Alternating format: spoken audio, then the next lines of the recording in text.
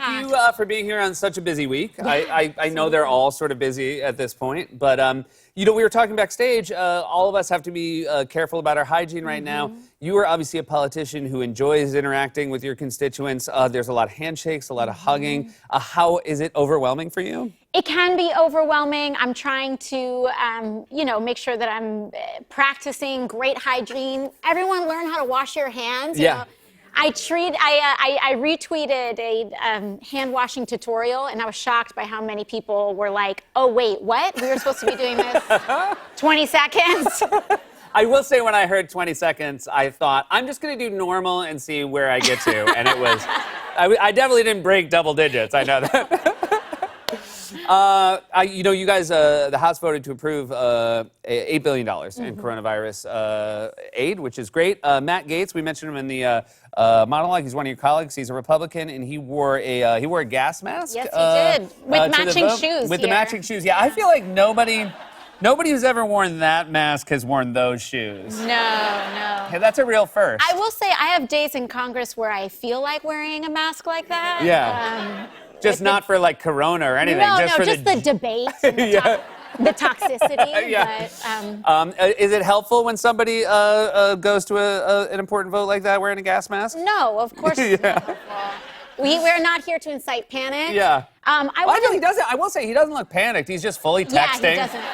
Yeah. I do want to ask Representative Gaetz how often he washes his hands. Yeah, that would be a good question, because then you don't need the gas mask if you just do that basic stuff. One of the things that you know, a lot of people are discussing is who the president has chosen to put in charge of this task force.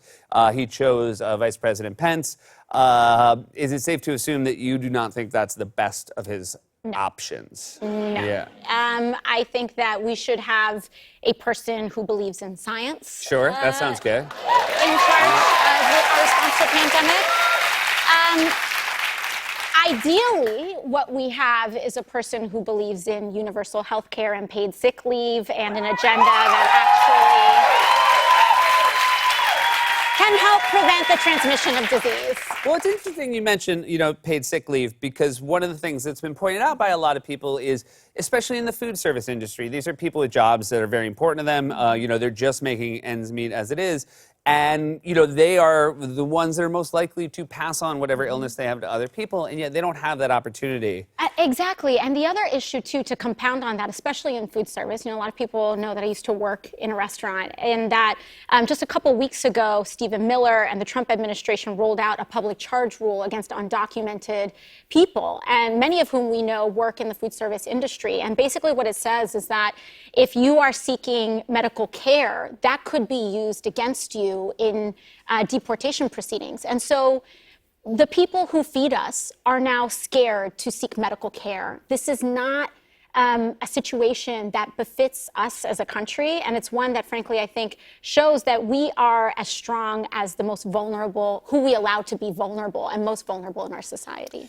You mentioned universal health care. You mentioned paid sick leave. I think these are probably some of the reasons that you have chosen to endorse Senator Bernie Sanders. Yes.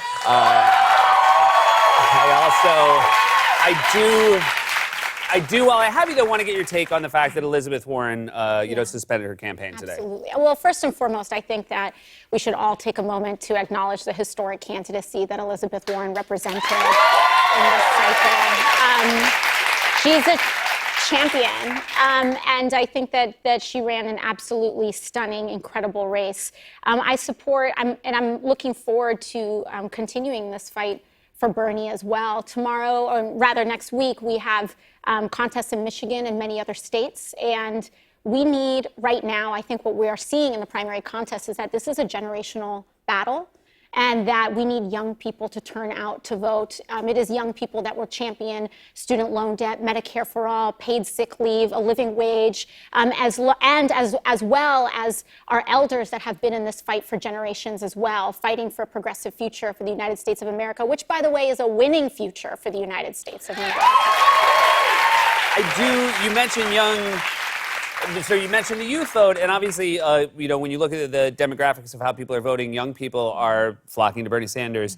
And yet it does seem like what happened on Super Tuesday, maybe how we didn't meet his expectations, were that young people were voting less than they need to for Bernie's path. Why do you think young people are not coming out in the way that you would hope? I think we're seeing kind of a wax and wane. In Iowa, we saw about, I believe, a 30% increase in youth turnout.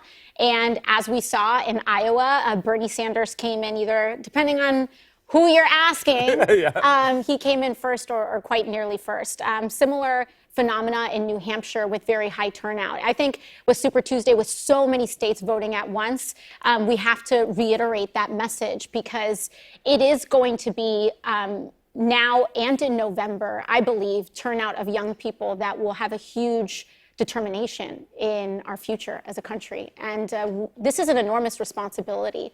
And we got to really, really turn up, or else, you know, we get what you get what you fight for, and you get what you vote for. And I think it's so incredibly important that we fight for a future that will work for us, that we fight for a Green New Deal, that we fight for action on climate, that we fight for ending our system of mass incarceration.